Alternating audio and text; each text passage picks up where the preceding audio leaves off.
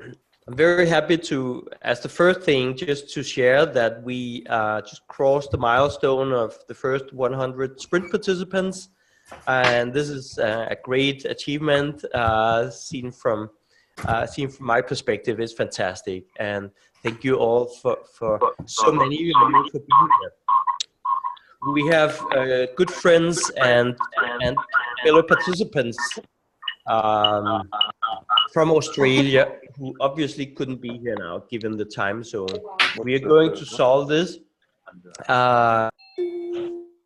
in the coming calls in different ways. So we're going to make sure that everybody across time zones can be part of this adventure and sprint. So let me just share here my slide. I have just a few slides for introduction. Coming here.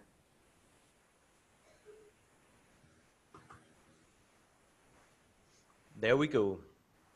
So first of all, some of you are new to the community. You are so welcome. Just wanted to say my name is Lars. I'm the initiator of Educate4Life, and just call me Lars, please. My family name is super long and complicated. Just ignore it. I'm just Lars. I like to keep things simple and easy going when possible. Life is complicated enough without long names. So I'm a coach, I'm an entrepreneur. I build exponential organizations for the benefit of humanity. That's how I kind of like to put my tagline. And I have a massive transformative purpose, a personal one, which is resourcefulness for breakthroughs in every individual and team. So even I'm a technologist and a nerd from background, I work with people, I work with human beings. And I like to get the best out of everybody, the potential, and make people believe that they can achieve anything, because I, frankly speaking, think we can achieve anything that we want. And we are here, all of us, because we all believe we can do something for education, for the future of education. That's what Educate4Life is all about. We're going to do different things about the future of education in teams. We'll get back to that, but we all believe in this. And that is why it's so exciting to be building a community. That is the main achievement already now for us. There's so many things that we have to be discussing as part of being in this community and part of running a sprint, which I will explain a little bit later. You can argue that our education system is not good enough, but you can also look at it in the way that World Economic Forum looks at it. And they're asking the question, how can talent be developed and deployed to ensure that more than 7 billion people can fulfill their potential, right? This is a massive question. And I think maybe we can find some of the answers here during our sprint and in our community. I would love to see ideas and initiatives being born in our community. I'm just here to facilitate that process and support you. And the whole community is here to support each of you in creating those ideas through a sprint and after the sprint.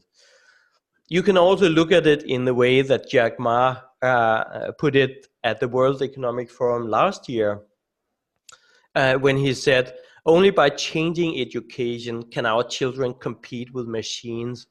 So maybe we are standing on a real burning platform to remain relevant as a species. Maybe we have to change education, right, for the coming generations. It would be nice to change. We have to change education.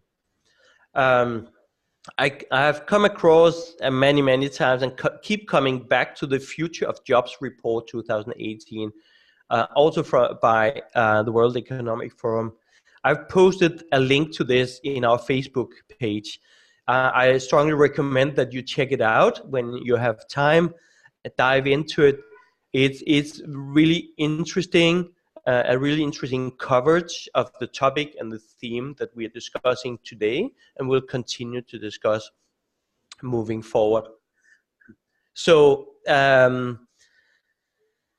one of the things that this report talks about is that technology and globalization are significantly transforming work. However, education and training systems, having remained mostly static and underinvested for decades, are largely inadequate for these new labor markets. Additionally, a prevailing gender bias is introducing further inefficiency and inequality, right?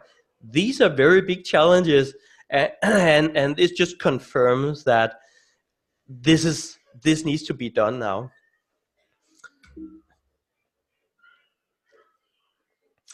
This is the agenda for the call today, and I have apart from the little opening I just did here, I have a little community exercise I want to do with you in just a second.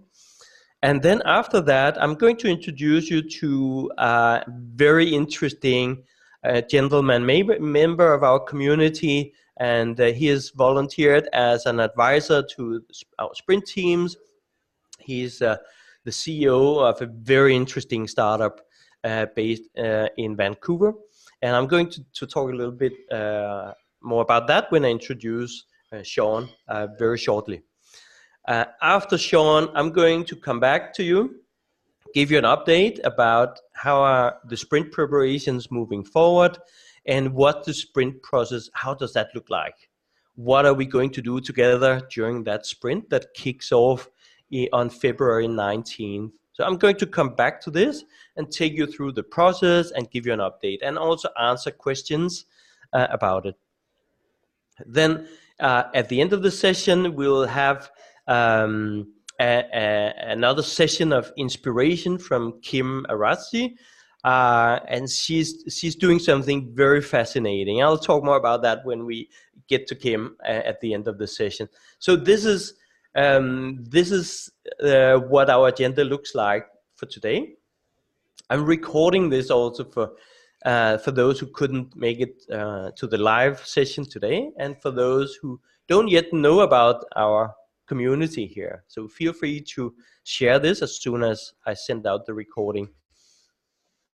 Now it's time, before we hear from Sean, just to do a little community exercise here.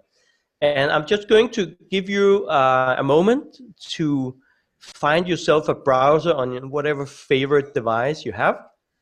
Go to slido.com. And when you go to slido.com, enter the event ID 9774. You see it on my screen here. Slido.com 9774. And then when you get in there, please go to the poll and answer the question, which you see on the screen here. Which skills or personal attributes do you consider important for the future? So I'm going now to ask each of you to tell me through slido.com, which skills or personal attributes do you consider important for the future? Please put this into the website at slido.com. I'm just going to give you a minute or two to do this, and then I'll get right back. Just a moment. And please let me know if you have any questions or any challenges getting into this website.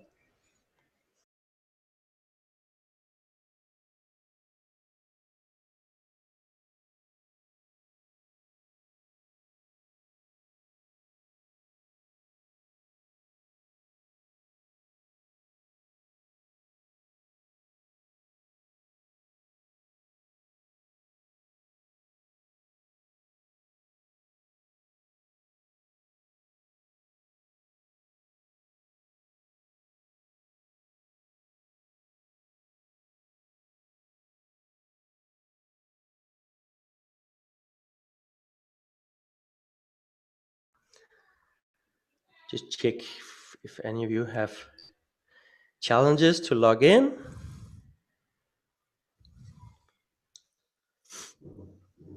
All right, I'm going to start sharing here what's coming from you.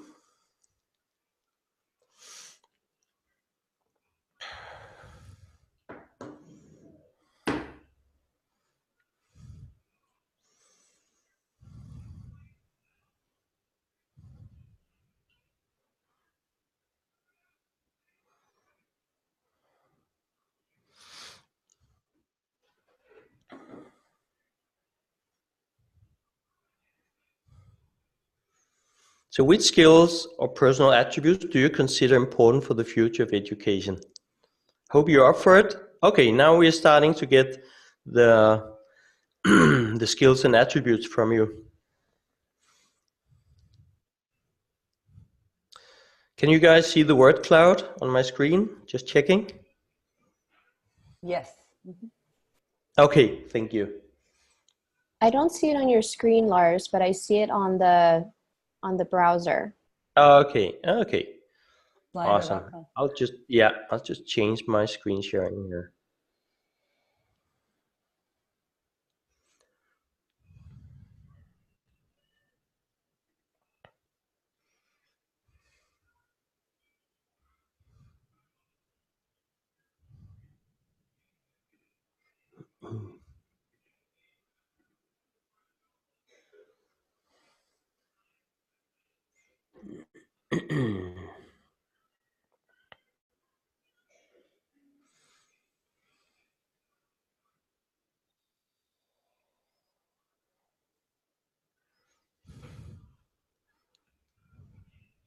Okay.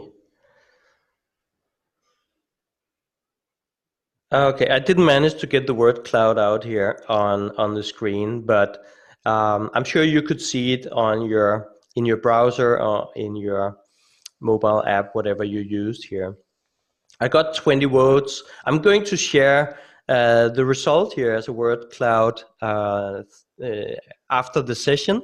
I'm going to send it out to you. So we got at least 21 skills or personal attributes that you consider important for the future. I think that's awesome. Thank you very much for playing along here. We're going to use the same approach here a little bit later. So keep your browser nearby.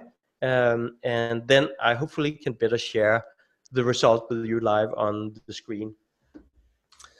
Awesome. So this was kind of a little experiment on how we're going to work together virtually throughout our sprint. We're going to leverage each other's ideas, competences, and work together in a collaborative way. And there's quite a remarkable person that I met recently on a virtual call like ours today. And he's doing something. I was just so inspired. And I said, hey, as you can see on the website here, we're talking about the world's first competency discovery tool. What is that? And how can this impact our lives as human beings? So I'm going to introduce you to Sean Hinton, who has had a remarkable corporate career, a lot of corporate responsibility and career path, and now he built this fantastic AI startup in the human resource and competency discovery space. So I said, hey, Sean, why don't you come on our call here and tell us your story? How do you go from a corporate career to do something like this? Why, and what is it you're building here? So with that, I'm going to introduce to Sean and hand over to Sean to tell us about this journey and what's Skyhive all about. Sean, welcome and good morning.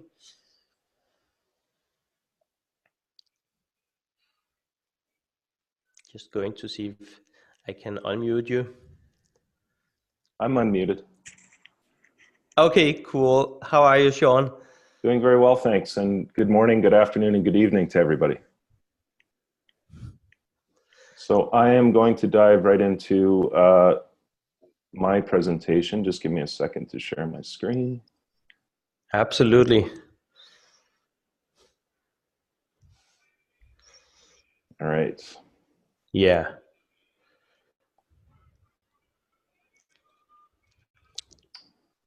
So,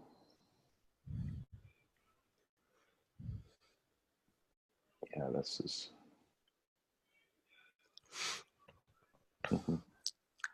And then there's share screen. Yeah, there we go.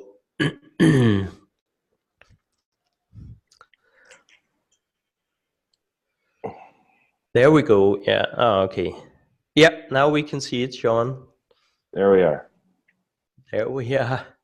Okay, so I'm going to take you on a little bit of a storytelling here, and I've tried to combine this presentation to both share my experience, talk a little bit about Skyhive, talk a little bit about the future of work, and leave a few nuggets of inspiration for aspiring entrepreneurs. And so hopefully I achieve that goal with my presentation. So I'm going to first start about talking about my path.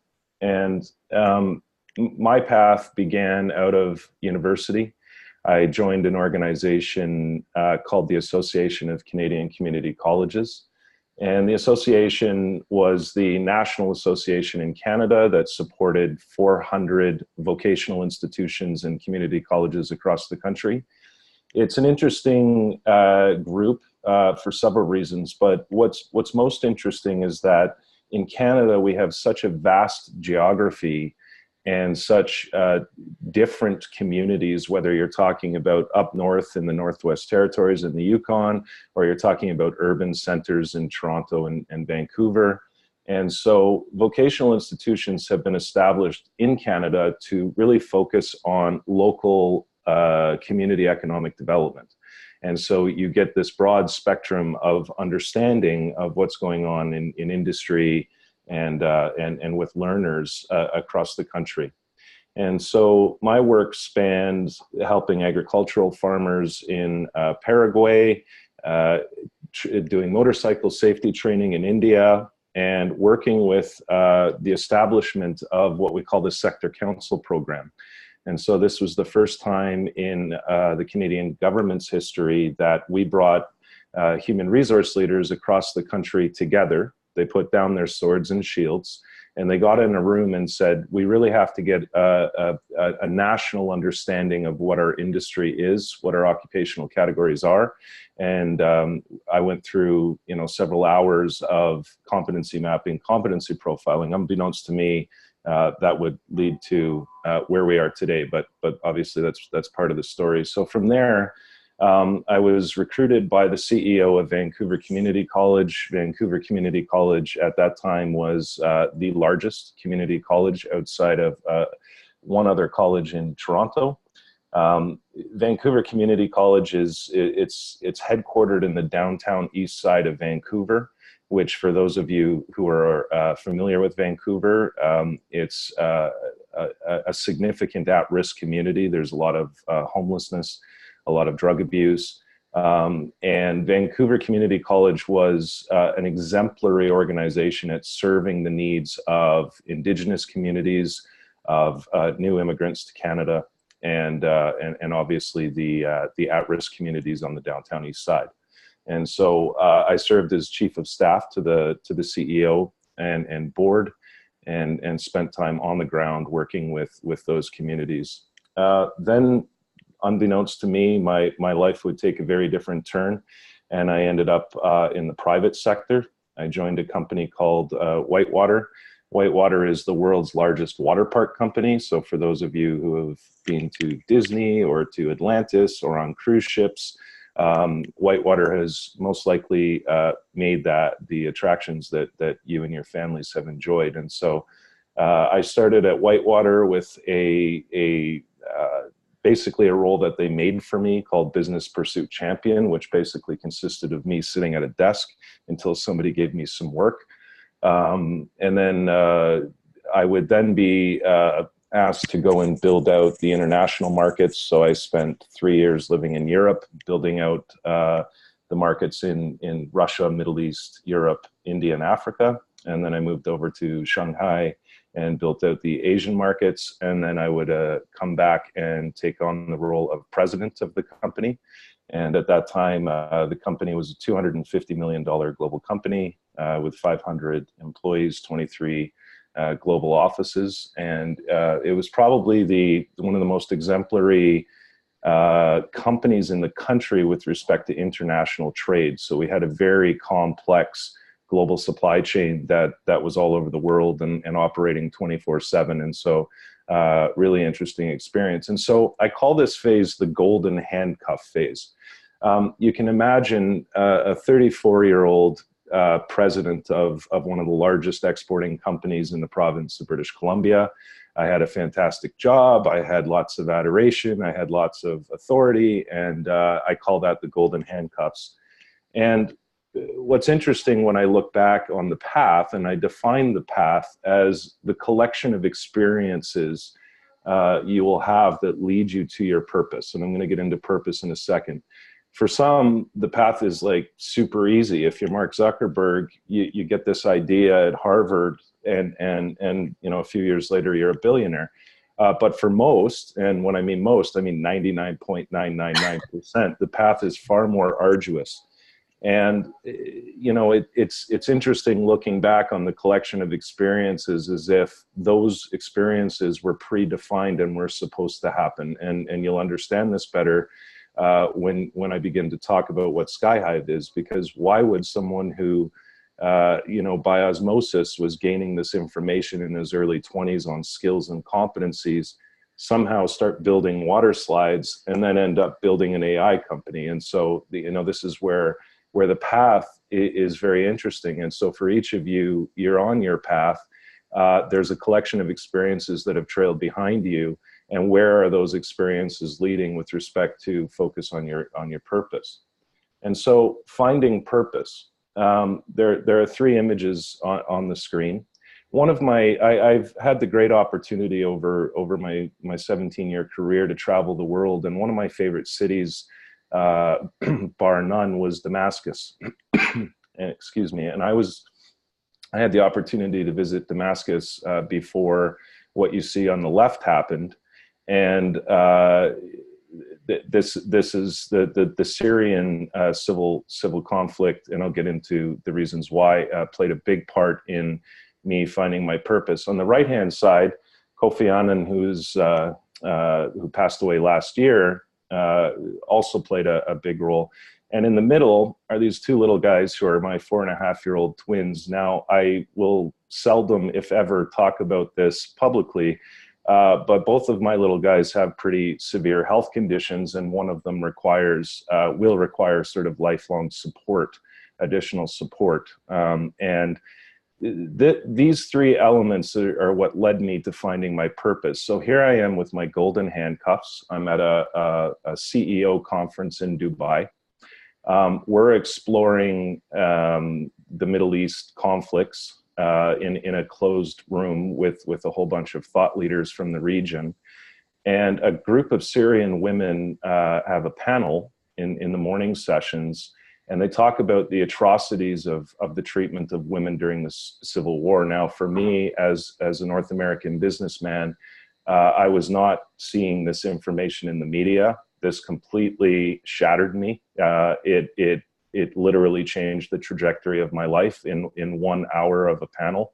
And these amazing, remarkable women who were able to get through to me to find my purpose started this. A few hours later, the man on the right would challenge us as CEOs to, he said a couple of things, and I think I can speak pretty freely about this now.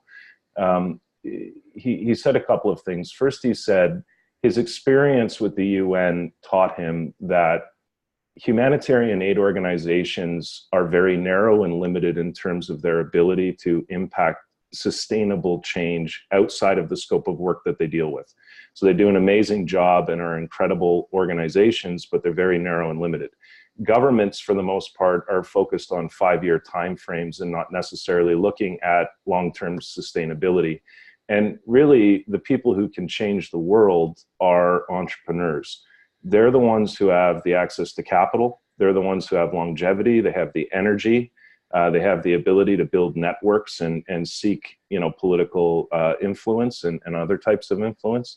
And so if they really put their minds to it, they can truly change the world. And then in the middle part, having the experiences of my little guys just put me in a different mindset. And these three things coming together in one day at one moment put me in a very different trajectory. And I decided to take off my golden handcuffs and move forward. So, you know, when I try and define purpose, This is my definition of purpose. So purpose lives in our hearts, not in our heads. It's a passionate love affair with something that is greater than ourselves. Because of this deep, deep love, we're not worried whether we succeed or fail, and we're not worried whether the world accepts or rejects our purpose. We're willing to give everything we have to our purpose, regardless of what that outcome looks like. We will not be satisfied with anything else but serving our purpose. So from that day forward, that moment in Dubai, I had my purpose, and I was not going to be satisfied until I began serving that purpose. And I'm happy to explore that in Q&A, but this is my definition of purpose. So what was my purpose? My purpose was to help people better understand their gifts, talents, and abilities, and how they can develop and use those to further their quest for livelihood and economic empowerment. This is the first part. The reason why this was my purpose was that if I could somehow help that Syrian situation, and I thought about what my backgrounds were, what my experience was, if I could somehow help that situation, my understanding of the world, earlier in my career, I spent a great amount of time with people in impoverished situations, in at-risk situations. Later in my career, I spent time with extremely wealthy real estate developers, and there was a broad spectrum. And what I realized was that the commonality, regardless of where you are in the world or regardless of your economic class, is that everybody has talents and gifts and abilities. They just don't know how to actually necessarily, A, they don't know what they are, and B, they don't know how to actually contribute those to the world. And so that was the first part of the purpose. The second part was to build a company that could be wildly successful from all traditional standards, from a profit and loss perspective, but delivering equal or greater social impact along the way. And so really that was the establishment of Skyhive. I've debated whether or not I'm going to play a video because of bandwidth issues. Lars, I'm happy to solicit your opinion on that. I'm happy to share the link in the chat, and then people can check it out after. Sure. Okay, so what I'll do is I'll share the link after. Otherwise, we're going to get a whole bunch of choppiness. Is that okay? Let's do that. Okay. Okay. And so basically, what is Skyhive? What I began to examine was here now the path unfolds for me. So my early stage of my path, I spent a lot of time manually doing competency mapping, and so I understood the process of taking an occupation, breaking that occupation down into a work breakdown, and then looking at the skills, both hard skills and soft skills that come out of those work breakdowns. And at the time, and this was sort of early 2016, we were now beginning to see the access to computing power and the increase of computing power, as well as the reduction of cost. And so in a cloud-based world, we could begin to examine machine learning, deep learning in a way that was relatively cost efficient. And so my partner and I came together, and we started what we call alpha, so just early stage hypotheses that we had. We started looking at how can we, if we asked people to participate and provide their skills outside of what they do for a living or what their education is, would they be interested in doing that? And so sure enough, we went on, we posted some challenges on a website that we made. We organically took in 300 users, and we asked questions like, about autonomous cars and trying to get passion out of people. And so we would get answers from, executive assistants at real estate companies that had interesting technology ideas for the car of the future. Or we would get people that were interested in contributing to things that they had absolutely, if you looked at their resume, no interest in, or no competency in actually providing expertise to.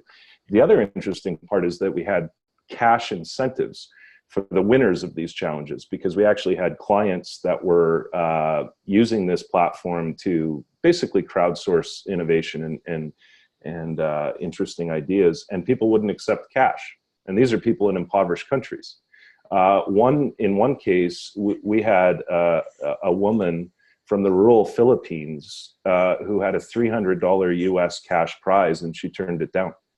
And so it was really interesting to see that when you actually begin to tap people's passions and gifts, that they're actually voluntarily willing to give it to the world. And so this is Skyhive. Now, the video that I'll share will explain the user experience, but basically what we do is we use artificial intelligence to extract skills from people. We use artificial intelligence to extract skills from jobs to be done. And then we match those in the most efficient way.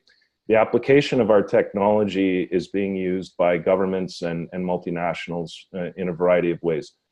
One is looking at the aging workforce. And so you have this bubble of an aging workforce, you have a pretty narrow funnel of a middle workforce, and then you have a bubble of an early stage workforce. So it's looking at taking the skills of the aging workforce, making sure that the new workforce is receiving those skills and ensuring relevancy for that aging workforce. We're working with major corporation on impact-based hiring. So they're not satisfied with just hiring people for technical skills. They've created a profile of what they consider to be an impact employee, and they want to make sure that the people coming into the organization are suitable for driving impact, flexibility, agility, innovation, teamwork, etc. And then maybe a third example would be a major car company in Germany. So they have a strategy for 2023. Obviously, the car industry is one of the most interesting transitionary industries right now in terms of the movement away from combustible engines and towards autonomous vehicles. They have a skill set for 2023 that's very different than the skill set they have today, and this is specific to their R&D team. And so we extract the skills of the future, we extract the skills of the present, we find gaps, and we provide adaptive learning pathways for those folks to become upskilled in order to take on the jobs of the future. So in all of these cases, we're driving knowledge and efficiency to the worker side or the learner side, and then also efficiency to the client side. So the chapter 3, I talk about the hero's journey, and some of you may be familiar with this. Once we've found our purpose, and we can call for in the case of this example, call to adventure, purpose, entrepreneurs are going to go on a hero's journey, and the hero's journey is completely inevitable and unavoidable. And the hero's journey can be looked at in a macro sense in terms of you're taking a new idea and building it out. But there's many hero journeys that exist within everything that we're doing every day. So think about the last time you had a relationship with someone, or the last time you were negotiating something for a sale, or all of these have micro hero's journeys, but inevitably the entrepreneur is going to go through this process. And really, this is where I see, in terms of my experience, people fall off and not be able to succeed on what Lars would call an exponential journey. Because the harder the impact, or the bigger the impact, in my opinion, the road of trials is going to be even bigger. And so let's say we get our purpose, we get a call to adventure. Everything is fantastic. You're on a high. You're just enjoying working on what you're doing. You're going to cross the threshold into the road of trials. The road of trials is going to be comprised of battles. There will be things that wound you, that hurt you, that make you want to quit. There will be things that are the most amazing good news stories you've ever heard. You will meet people along this road of trials. People will try to take advantage of you. They may try to help you, and you need to navigate this process, and it's going to create a bunch of battle scars. Now, I draw purpose here because when those bad days come, and the road of trials is not just bad. There's good and bad. There's fantastically amazing, and there's horrible, and there's everything in between. When the bad days come, for me, it's been rooting myself in my purpose. Why am I doing this in the first place? And going back to that love affair that I have with solving this problem. And that's the only thing that's going to keep me going during those times and get me to brush myself off and get back up. At some point, there's going to be an abyss. That abyss is the lowest part of this journey. The abyss is you're either going to jump or you're not going to jump. And if you're not going to jump, you're going to get lost in the road of trials, and you'll continue to circle around in the road of trials, or you'll pass through the abyss. When you pass through the abyss, you will have collected an unbelievable amount of strength that you will have learned from your collection of experiences on the road of trials, and that will begin to transition you into coming out of the hero's journey into the ultimate boon. In other words, you're going towards meeting the goal. You've done that because you are a very different person at this point than you were at the call to adventure, far more different than you ever think you're going to be. And once you have that ultimate boon, you then begin to return that. You give it back to society, you give it back to your network. The road of trials is best navigated by mentors and advisors and the collection of people that you're going to meet along the way. And it's that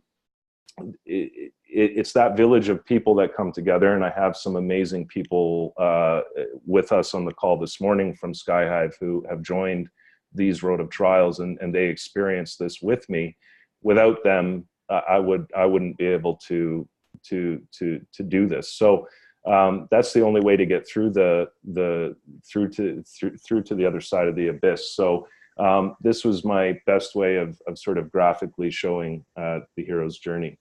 So navigating the hero's journey, if you stay true to your purpose, that village will form around you. For those who go away from their purpose, I often see they're the ones that fail. They're just not authentic, and people will not form a village around something that is not authentic. It will greatly increase your chances of successfully crossing the abyss, and I warn, to attempt the journey alone, you do so at your peril. So the future of work, I'm going to classify for this talk as the hero's journey of industrialism. And so this is what some will call the fourth industrial revolution. We've had 3 before it, and if you examine those 3 before it, you will see a hero's journey that happened as those industrial revolutions took place. You had this incredible amount of energy around new technology, new ideas, new thinking. You go into a road of trials where people begin to realize that things aren't all they're shaped up to be. Humanity has to come to an abyss where it decides, is it going to jump or is it going to get stuck in the road of trials? And then you begin to see an unbelievable amount of abundance on the other side. And this story has remained the same for every single industrial revolution. I define this industrial revolution of the deepening of the relationship between humanity and machine for the purposes of production. And so what does that mean? Well, that has implications with governments. That has implications with training organizations. It has implications with society, and obviously big implications and responsibilities for employers. So the question is not, do we need to change? The question is, we are changing, and industry is going to drive us to that change. Economic growth is going to drive us to that change. And frankly, our planet is driving us to that change in terms of climate change and environmental impacts. We also have a responsibility now, given what we know about the world, to know that the production may be increasing, but so is the gap between the rich and the poor. And it's just simply not an excuse anymore. We have enough technology, enough knowledge, and we're connected enough to know that there are a million innovations that are going to be created that can help drive abundance to our situation here. And so in the case of Skyhive, that's sort of our foray into trying to drive that change. So my challenge to this group is to start with articulating your purpose, and not in an academic way, because an academic way is not a deep love affair. An academic way is just words that you write down because you've been asked to. What is that passionate love affair? What is that one thing that regardless of success or failure, acceptance or rejection, that you're going to get up every day and love to work on. And hopefully through this sprint, and Lars and the community you'll find that and be able to drive some amazing new thinking and amazing new innovation to helping the world get better educated. Thanks. Sean, thank you so much. I wanted this to go on for a couple of more hours, Sean, but let me just read out some questions that have been posted for you here, Sean. So the first one is from Dan. How does Skyhive define social impact? How does Skyhive define social impact? So first of all, we're responsible to our internal community. So the Skyhive team, we're responsible for making sure that, you know, my goal is that they have, regardless of success or failure, that they have the absolute time of their career and that they learn everything they can. The next part is we are very focused on local community impact, because we don't want to talk about helping the world if we're not willing to help our own community. And so we have a number of initiatives as a company where we participate in local community impact. Probably at a product level, the most important part for us, and this is really the second part of my purpose, we apply our technology to 6 at-risk groups, and we focus on community partnerships and government partnerships and with 6 at-risk groups. These are the groups that, you know, today in North America, they talk about the lowest unemployment rate in 40 years. But when you turn to page 2, you see drastic issues within specific groups, and that would be women, youth, newcomers, in our case, indigenous communities, and in the US, it would be Latino communities, veterans that are transitioning from military to civilian society, and the physically disabled. These communities, we have a collection of community partnerships with groups like Key to Enable, which is another Singularity venture company, the Boys and Girls Clubs, Destination Imagination. And we focus on helping drive knowledge, information, and awareness to those 6 groups, and using our technology to better support access to skills discovery, training, and employment. So that's on the products or on the company side. And so we very much have 2 pillars. One is our focus as a traditional technology company, and the other is our focus on social impact. Awesome, thank you. A question from Laura here. Does Skyhive work in Syria? Skyhive is currently in discussions. We're working with the World Food Program. I can't talk about specifics, but sure. The answer is, let's just call it yes-ish. Yes-ish, cool. Okay. Okay. I hope, Laura, that's good enough for now. Then a question from Jerry. What evidence does Skyhive's AI find most useful to infer someone's skills, especially the more subtle skills that you mentioned? Can you repeat that question? I'm not sure. Sure. It's a long question here. So what evidence does Skyhive's AI find most useful to infer someone's skills, especially the more subtle skills that you mentioned? Yeah, I think probably the most useful information is that we're able to see in real time what the labor market is doing. So, for example, if somebody today is a graphic designer and they have typically a very narrow understanding of what they're able to do in the labor market.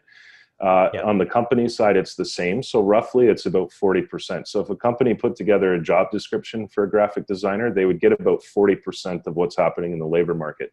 If a person put their resume or profile together for a graphic designer, it'd be about 40% of what's available in the labor market. So I think probably the most useful information for people is to see, how the labor market is changing, and how jobs are changing, but also what skills within their profile are in demand and becoming sort of in surplus. Then they're able to know, okay, how do I focus on getting the right new skills or upskilled to take on the relevant movements of the labor market. Mm-hmm. Cool.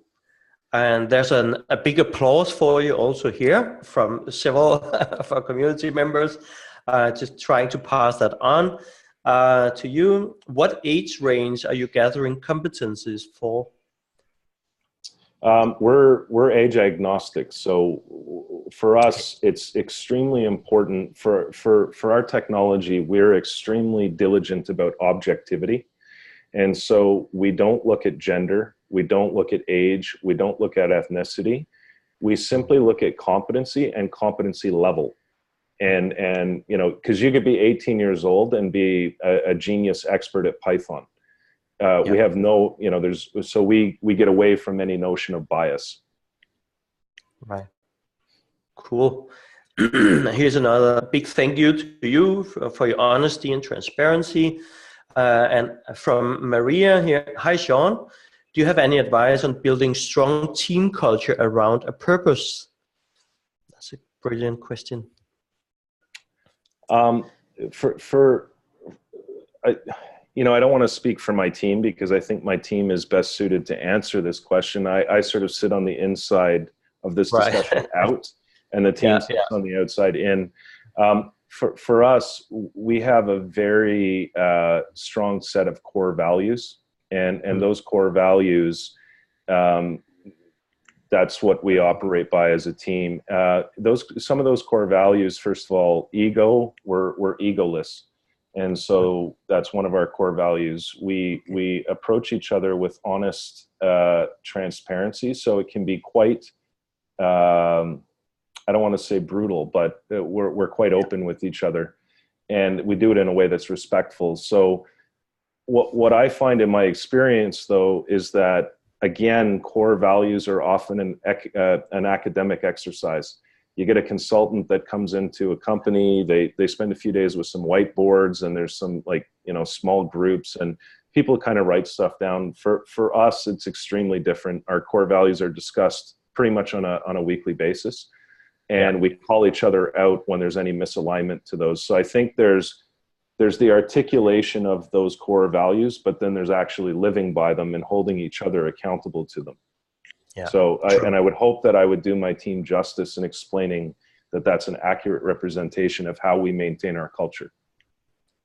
It's a good advice, right? And we're all trying to do our best to live up to it, definitely. Great. I think we'll just do one more question here, and then maybe we can take a few questions through the microphone if anybody else have questions. Let me see. Jabin has a question here. Can you elaborate on how you ID and match people to jobs of the future that we are not yet aware of, given the accelerating pace of change? How do you ID and match people to jobs of the future? Yeah, so it's an interesting question because there's in our world, in Skyhive's world, we don't see jobs of the future. We see clusters of skills of the future. And so what we do see is the definition of a job is all over the place. You know, whether you're a digital innovation manager, a digital innovation, you know, supervisor, you know, there's a plethora of job titles for effectively the same role when you boil it down to skills. And so what we do see are the clusters of skills that are more in demand than others. And then it's simply just a matter of algorithmic matching to the skill sets that folks have. There's also a natural line to, for example, the job architect. Well, the job architect could be an urban architect, it could be a landscape architect, or it could be a software architect. And so we're spending a lot of time understanding and breaking those things apart with respect to competencies. And I think the first part of that contemplation is getting rid of this notion of jobs. It's not a requirement of the future. It will be a collection of skills, of competencies, whatever you want to call them. Beyond Skyhive, it will be a collection of behavioral attributes and inherent characteristics that people have as well, right? And so I know that's not a real clear answer to the question, but that's sort of, we see it a little bit more differently in terms of the future paradigm. Awesome. I think, yeah. Sorry, Jabin, or who was it? No, I was just saying thank you. That's fascinating. It's awesome. It is fascinating.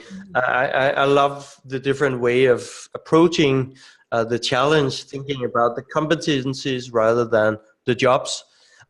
So I think that's a great inspiration for all of us as we start to develop our ideas and take our ideas through the sprint process starting next month. Brilliant. This is the word that kind of summarizes a lot of the feedback for your session here, Sean.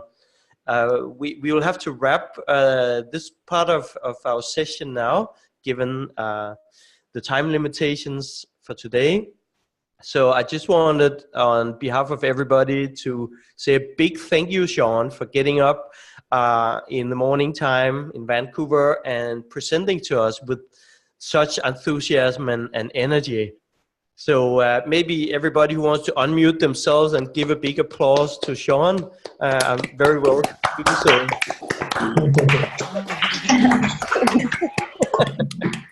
Thank you. Thank you very much, Lars, and thank you, everyone. Thank you very much, Sean. Awesome. So just a quick time check here. I wanted this conversation to take the time that it took, because that's how we can best leverage having all of you on the call together, ask the questions, have the discussion. So yeah, it was worth every minute. I fully agree, Magdalena. This is the point of these community calls, to spend the time together. So I'm going to really shorten down the next part, which was more like a presentation from me. I'm going to record that separately and send it out to you, because it's much better to just watch it offline when you have the time, and then we can take advantage of being here together. So what I want to do now, which I kind of failed at from a technical perspective early on, was just to show you the word cloud again, based on the competencies that you were sharing. Competencies of the future that are so important, going to be so important. And this is what the word cloud looks like, and I'm not so surprised, but I really find this to be a great piece of inspiration, and also guidance for all of you, and certainly for me, to how do we as a community see the future of education, the future of work. It's just the beginning. We're going to do much more as a community, to work together, collaborate, ideate together. This is just a small example of what we managed to do in a few minutes, even with some technical challenges on the host side here. So I'm going to share this with all of you also after the call. I just wanted to make sure that everybody got to see this. Awesome. So I'm going to give you now a brief update from our preparations at Educate4Life before we go live with our 12-week sprint on February 19th. So I'm not going to do so much about presenting the whole process, but I'm rather actually focusing on giving you a brief update. So just a quick overview here of the 12-week process that we will be going through. The sprint that we are doing together includes many components, right? And I'm breaking this down into 4 stages for the sake of simplicity, for the sake of being able to explain this. And then within each of these 4 stages, there's a lot going on. but rest assured that I will be here to facilitate you all the way through. And you are going to get and receive the information you need at the time you need it when each stage begins. And you're going to get support throughout the process here. What we have today here on the 23rd of January, we are at the preparation stage or preparation phase, which is part of the awake phase. So we are still at the very beginning here. We haven't launched yet. As you can see on the diagram here, we are launching with an impact workshop on the 19th of February. It's going to be a virtual workshop, and it's going to use Zoom like we're doing today, but with some more functionality, some more features, and a lot more going on. It's going to be the most of a day, and you'll get all the details later on. The day after, we have an Align workshop. This is about introducing you to the whole process here, how this works. And then we kick off the sprint, get each sprint team started. And the exploration, which is a team activity, begins on the 25th of February. That leads us into the ideation phase, which starts from the 4th of March, and it ends with the disruption workshop on the 26th of March. And a disrupt workshop is about providing each of you in your teams with as much constructive feedback as we possibly can from different perspectives, from different people with different backgrounds, different viewpoints, different knowledge, different competences. You're going to get a lot of feedback on the ideas that you're working on throughout the sprint. In the solve phase, you will get into starting to build prototypes. You're going to build very simple prototypes of the ideas that have been maturing throughout the sprint, that haven't died in the abyss that Sean talked about, because some ideas are going to show that this is not really, there's no way forward for this idea. There's a market out there. There are some users who will tell us this, or they will provide us the feedback that if you make certain adjustments, this can work, or maybe there's an even better idea for you in the feedback. So for the ideas that are relatively mature and that survives this far through the process, you will be building prototypes, you will be testing these prototypes, you will be improving these and essentially presenting them at a launch workshop, which happens on the 7th of May. There's a lot of detail in everything I just said here. So I'm going to keep it at this level, and I'm going to record more detailed presentations of each of these stages, so you can dive into it if you want to already now. But otherwise, you are going to be facilitated and coached step by step throughout the process here. So I'm just going to pause here and ask for questions also to guide me in where are the biggest communication gaps here. Where can I get you the most information, the most important information at this point in time? Any significant gaps in your understanding here at this level? Hey, Lars. Yes. Just a question about timing. When are we going to know the timing, just to set the agenda? I guess it's going to be like a meeting on Monday and on Friday each week. And well, the workshops maybe will take longer. But when are we going to know the agenda? Yes, great question. So the detailed agenda will be sent out a couple of weeks before the launch. So what we need to do first, and we're waiting for the 1st of February as the next milestone, is for 1st of February, we are doing the team formation. This comes first.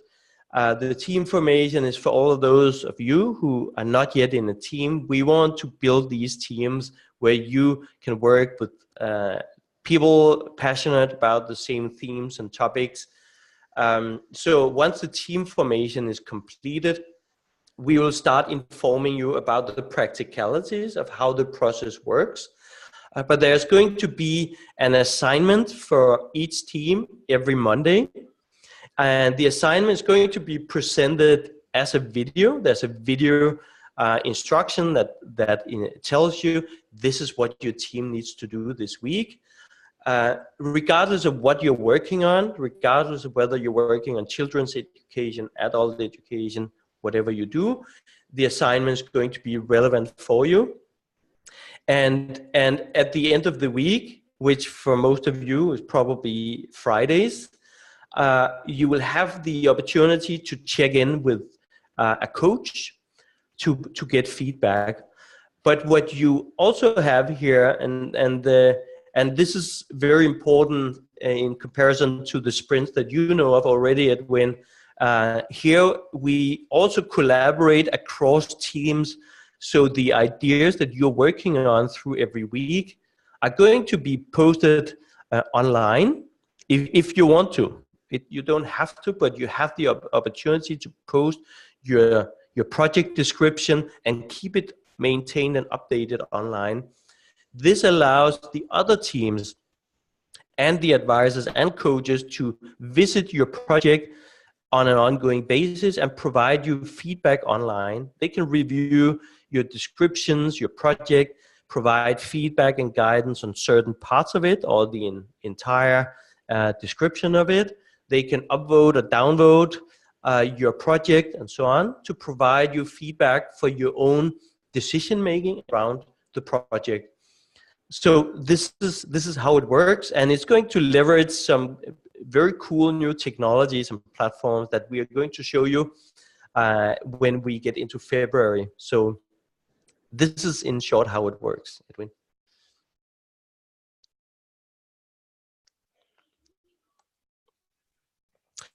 All right. Yes. Can I ask a quick question? What is you may have covered it before. What is the time commitment for on a weekly basis for the team? Great question.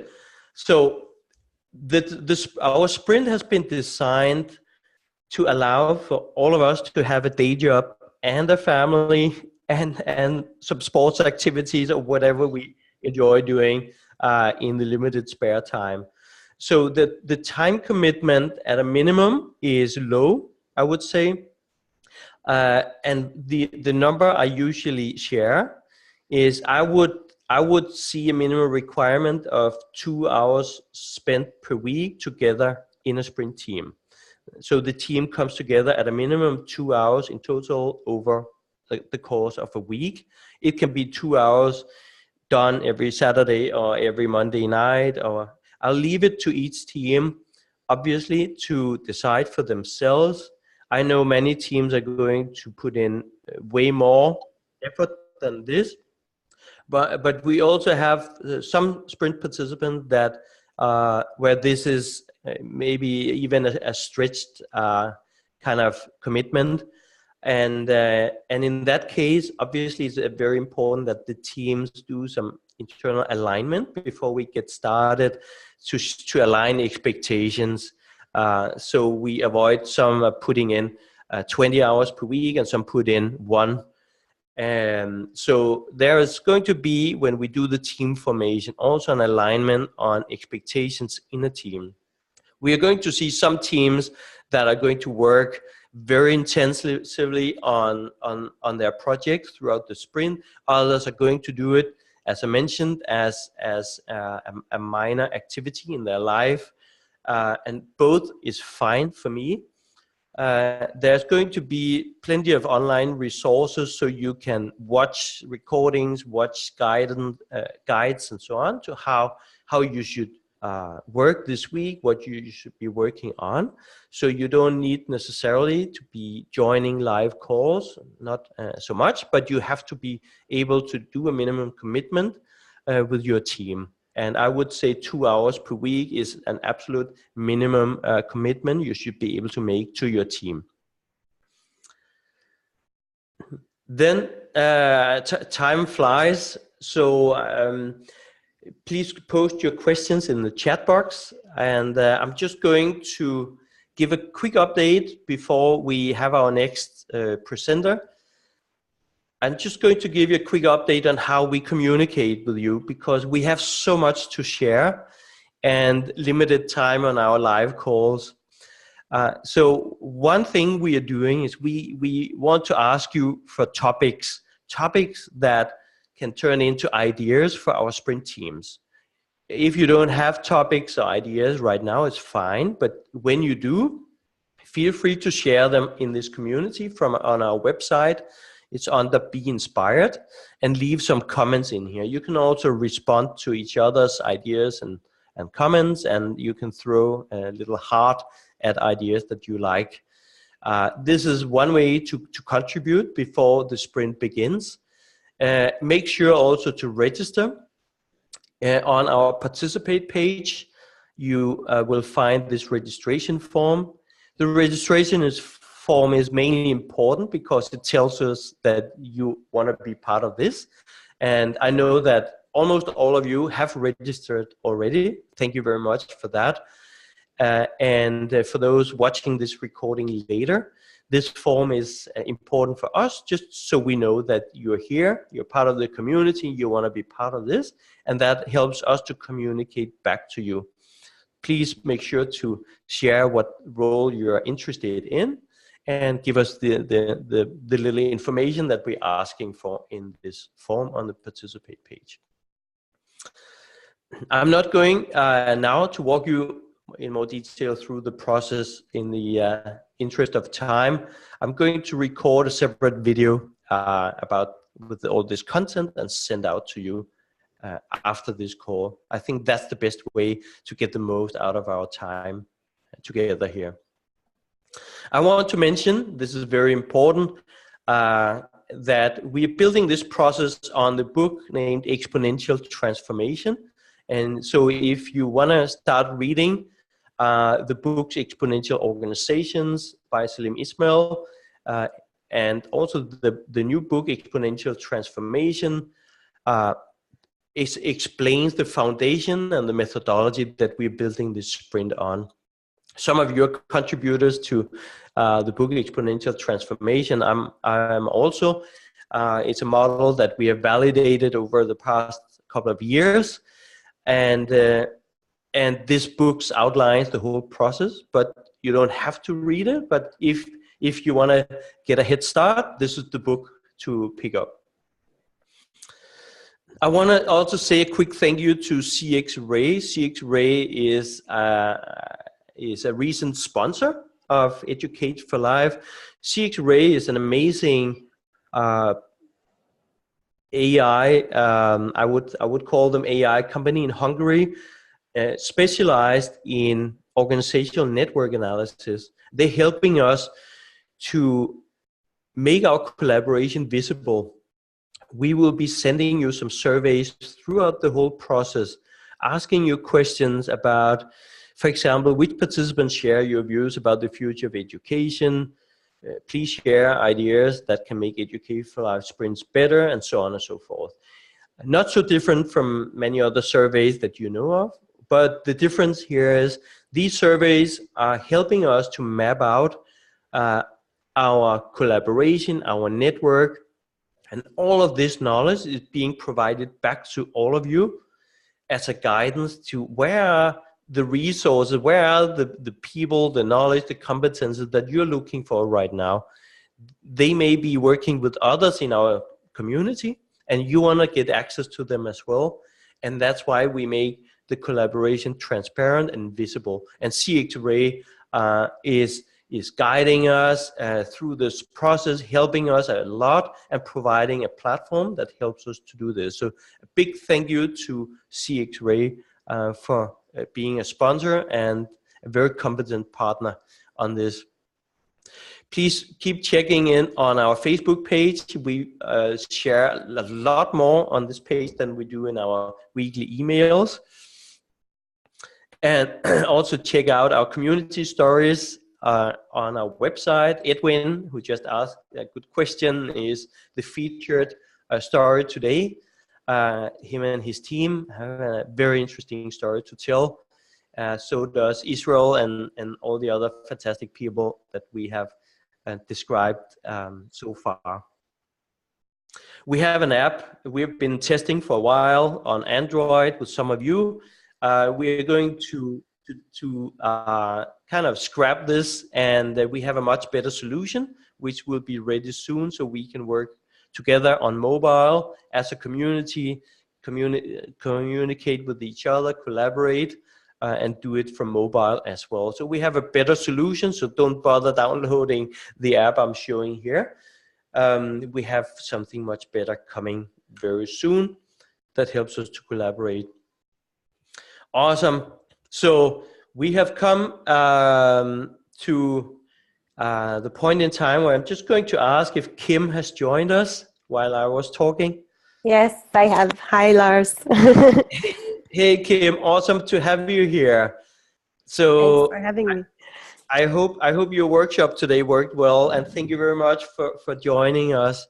So I'm just going to give a very brief introduction of you, and then I'll hand over to you to inspire us right back, because Kim is someone who just always inspires me, and she kind of she works with the same challenges I think that I work on, which is about the future work. It's about how do we leverage our resourcefulness, our skills, how do we prepare for the future, and how do we inspire each other. And this is what Kim does, I think. But then I realized a few days ago that Kim does something which just blew my mind about sensing the future, including some dinners and some, yeah.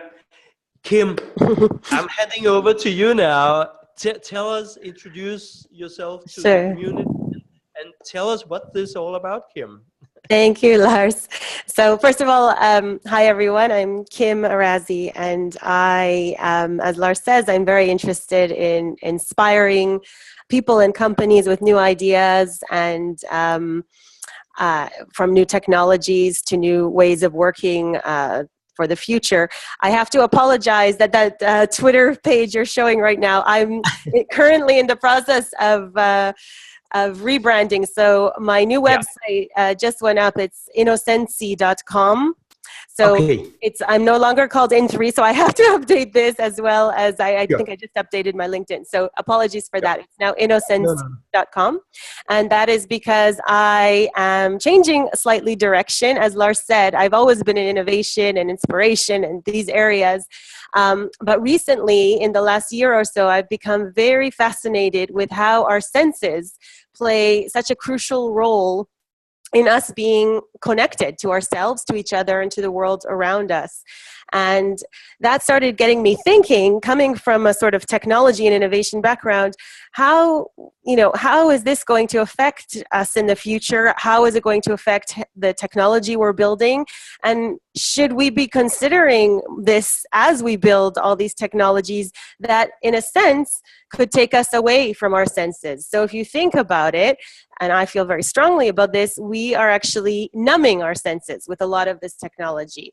We spend much of our day, and correct me if I'm wrong, but I think most people spend a big portion of their day staring at a screen or tapping a screen. So whether it's at work, whether it's ordering an Uber, ordering food online, ordering something from Amazon, reading a book on your Kindle or your tablet, we're spending much more time tapping screens than actually tapping into our senses. And why is this worrying? Well, if we are only using our sense of sight and not connecting to our other senses. Of course, sound is part of it when we're interacting with video and stuff like that. But the big part is sight. This is impacting how we interpret the world and how we understand things, because we are multisensory beings, and we need to connect all our senses simultaneously in order to properly interpret the world around us and to learn. So if we know that, then is there something there to think about when we're developing new technologies, whether it's for education, whether it's for work, medical? We know that we need to tap into all our senses to really learn and understand. So let's kind of think about that when we are innovating, when we are thinking of developing new technologies. This is my big thing. And as I've produced all kinds of events in the past using technology, I am now looking at how we can bring the senses into our experiences with technology. And so an example of this, one thing I did recently in the last year was something called the Route to Flower Immersive Dining Experience.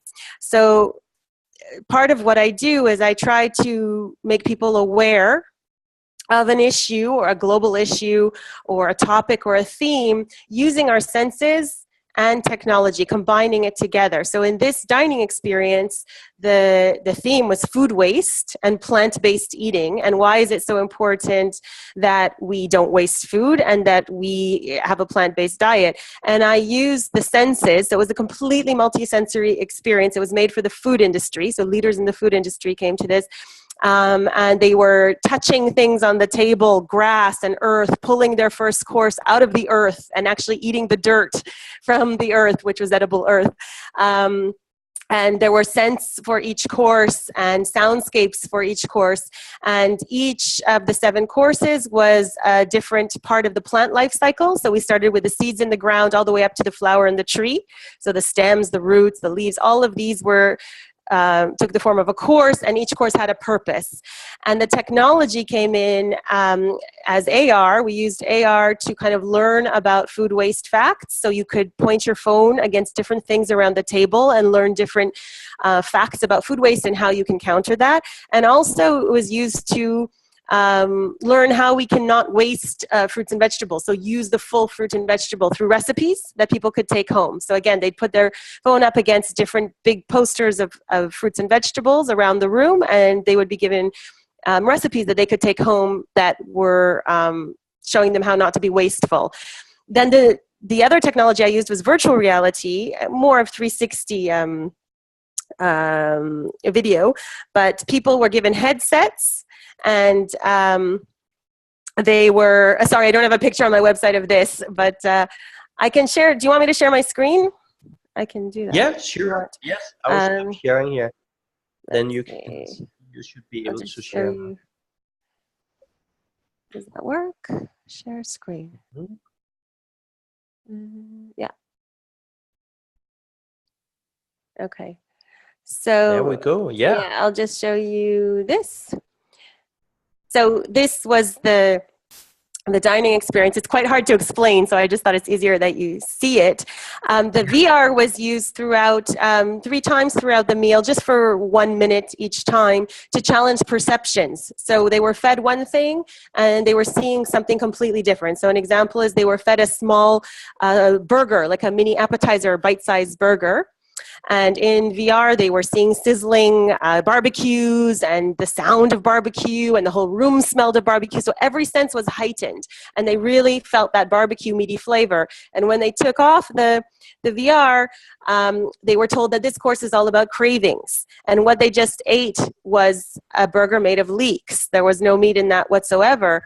And in front of them was a plate of aubergine and leeks that looked like steak and really tasted like steak. And the point of this course was to challenge themselves and ask themselves, when I crave meat, a burger, a steak, am I craving the flavor? Am I craving the protein? Am I craving the texture? Or even the memory or experience of eating meat? Because if I was satisfied with that, and with this meal in front of me, this course, what does that mean about why I'm really eating meat? So each course had a purpose like this, using the technology and using the senses to challenge perceptions, and had people talking. It was like a talking point. So that's one way I'm combining the senses with technology. The other thing is where Lars had on the screen, sensing the future. So this is something I've developed for companies. As we face the future of work, and as we know that AI and robotics will be taking over many of the roles, I feel it's very crucial that we tap into our human skills and become more conscious of our own behaviors and our own biases. And I want to show how tapping into our senses can actually help us become not only more conscious and connected leaders, but also more successful in the workplace. According to the World Economic Forum, as I'm sure you all know, the top 10 skills are all very human skills that will be needed for the future of work. And from creativity to emotional intelligence to problem solving, all of these things, these are things that we do as humans that the AI and robotics, at least for the near future, are not going to be able to do as well as we do. So we need to focus on the human skills that differentiate us from these robots and AI that we are creating after all. So we work with companies through a dining experience and through different workshops that focus on each of the senses, and we use the senses to tap into a skill. So for example, in the dinner, we might use takeaway sight for people to tap into empathy and emotional intelligence and trust. So half of the diners are feeding the other half, who are blindfolded, and these people don't know what they're eating. They don't know really the person who's feeding them. How do you build that trust? How do you build that connection? And so for the person who's being fed, it is a big part of it is about trust, but for the person feeding, it's a lot about emotional intelligence and empathy. How do I make this person feel comfortable doing something they've never done? They're probably a bit scared about what they're going to eat, and they don't really know me. How do I make them feel comfortable? So the whole meal is like this. We're practicing the different skills using our senses. And by the end of the meal, you've actually gone through all 10 skills that the World Economic Forum lists as the most important skills for the future of jobs. So that's something new that we've developed, and we're developing out the workshops where each one focuses on one sense. I think when it comes to education, and this sprint, I think what's really interesting is that the idea that we do need to use our senses simultaneously to help us learn better. So if we have that in mind, maybe as we're thinking about ideas for the future of education, just keeping the senses in mind could be something very beneficial, and not just focusing on one sense. Something you may have heard of with children is that because they're tapping on screens so much, and that's the main way they're using their hands, many of their finger muscles, for many of them, their finger muscles are not developing properly, which is preventing them from being able to even hold a pencil correctly. So now in some classrooms around the world, the teachers are having to teach kids how to hold a pencil and write. So just thinking about these things, and thinking about, instead of numbing our senses, let's think how we can incorporate the senses into the technology we build, and help make the technology connect us with each other, with ourselves, with the world around us, instead of disconnect us, like a lot of the kind of VR games and stuff are heading in that direction. So, is that helpful? It was super inspiring, Kim, as always. And feel free to post questions to Kim here. We can spend a couple of minutes taking questions. There's one from Jabeen. Yeah. I have the same question, Jabeen. Where can we sign up for one of these food sensing experiences? So right now, we do them for companies. We haven't yet opened this to the public as a something that people can sign up and buy tickets for. We may in the future, because we're getting a lot of requests, but right now it's through a company. So if a company wants to bring a dinner to its team or clients, it's both, we do that. Or if you're interested in some of these workshops where we look at the future of work through the senses, and that's really great for both innovation and leadership development. We do that as well. And on the new website, there's a link or an email where you can email for more information about that. My partner on this is actually in Lisbon, and he works in an innovation studio, but he's also a perfumer by trade. So we work together on these experiences. Awesome. I remember asking you if we can do this line somehow, but Yeah. we'll get to it. We'll get to it somehow. Yeah. Another question for you. Well, there's a comment that says, wow. And then Jabin asking, has this been tried with kids? I think the answer was no, right? You've been working with corporates for now. Yeah, not yet, but again, another area I would like to go into. And as Lars knows, we worked with schools before in what I used to do at Wow Talks, and I'm very much about inspiring kids to think this way. I have, personally, I mentor on various hackathons for teenagers. So I try to plant the seeds in, but no, I haven't done this specifically for kids, but I'm open to do that in the future. Definitely. Sounds fantastic. Edwin is asking, in your experience with sense education, how can we reteach the subconscious mind? How can we reteach the subconscious mind? Reteach the subconscious mind. Ooh, yeah. Edwin, do you want to elaborate on the question? Yeah, of course. What I mean is, the conscious mind is has much lower power than the subconscious mind. What humanity is living with these exponential trends is a big change in how our mind was written.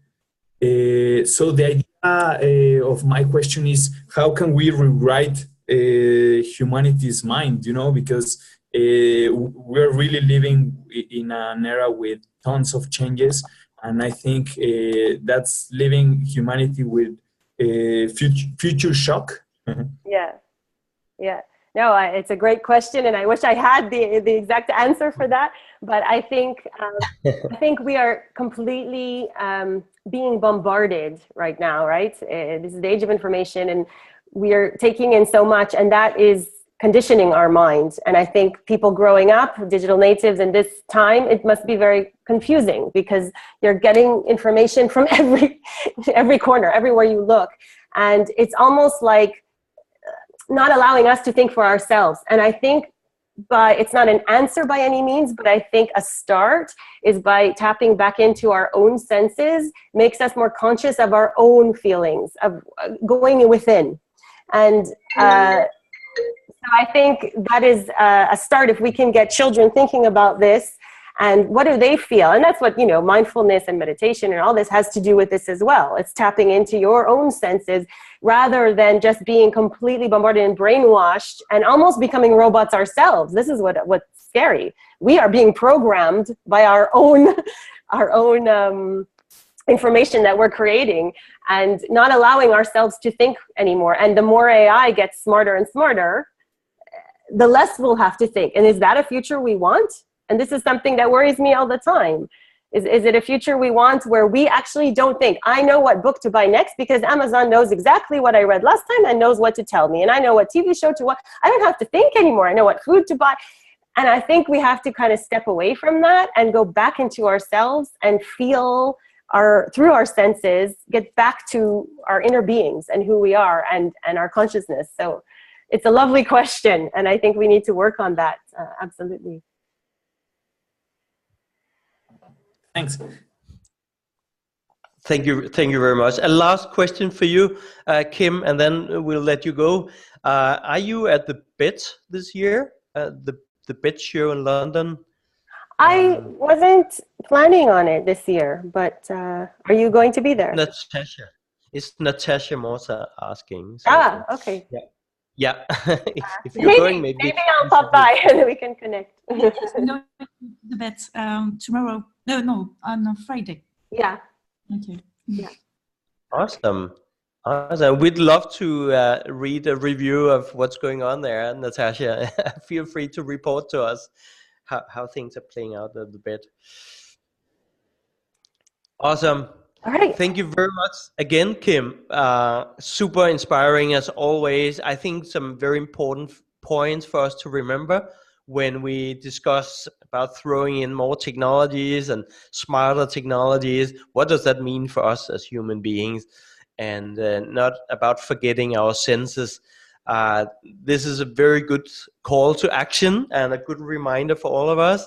And I want to get you back again, Kim, to to discuss with us again later during our process here.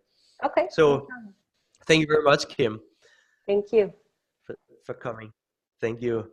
Thanks. All right, we have come to the end of the allocated time for this session here. For those of you who can stay just a minute longer or so, I just have one question, and again I want to use Slido, which I used earlier. I want to ask the question about what topics or questions that you would like the coming community calls to cover. So feel free to open slido.com again and enter 9774 and write what topics or questions that you would like the coming community calls to cover. Today was about competency discovery and sensing the future. And we were just scratching the surface, but had some very inspiring input from both Sean and Kim. And thank you so much to both of you. New education models and theories, awesome. That's a good one. Keep them coming here. I'll keep this poll open for another few minutes before closing it. Also, you can post in the chat box. I'm capturing all the questions that are in the chat box also. But please keep them coming here. Your topics or suggestions for the coming community calls. This is a good one.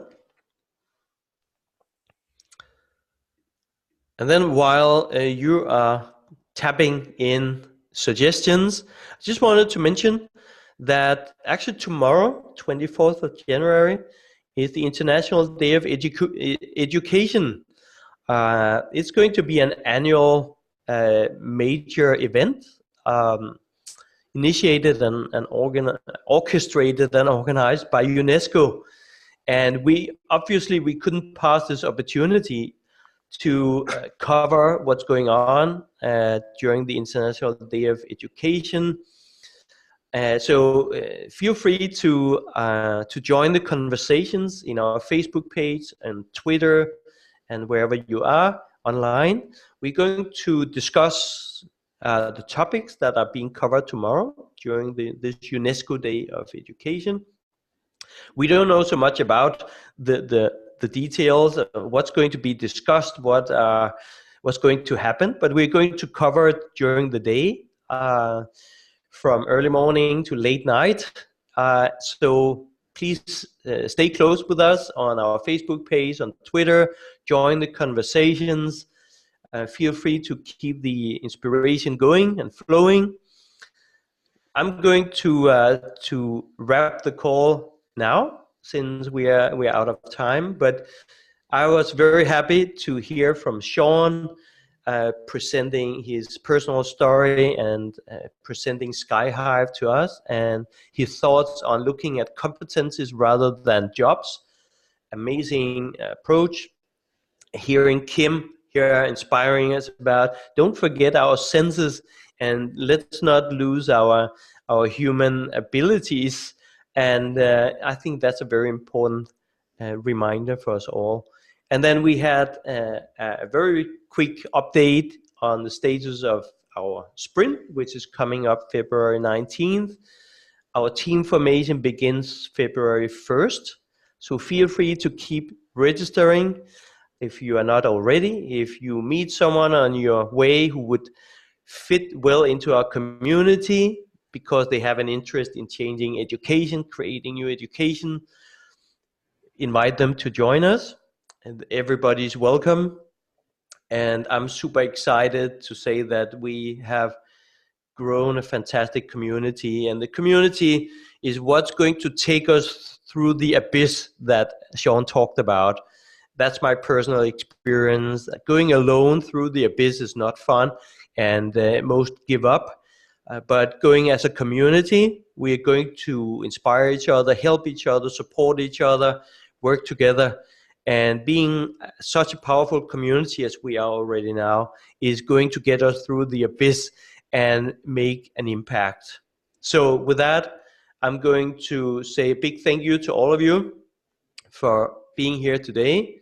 Let's keep it up. Let's keep the community growing. And I'll be sending you a lot more information through the Facebook, through Twitter, and next week also by email again. And the recording of this session will come out later today. Thank you so much, everyone. Lovely seeing your faces, hearing a few voices. Sorry we couldn't get everybody to the microphone, but I loved all the chat messages and the questions. And keep staying in touch. Let us know any questions you have. Have a lovely rest of your day and week ahead, and see you very soon. Thank you, everyone. Thanks. Bye. Thank you. Bye-bye. Bye bye. Bye, everyone. Bye. Bye, thank you. Bye, Thank thank you. you. Bye. Bye, everyone.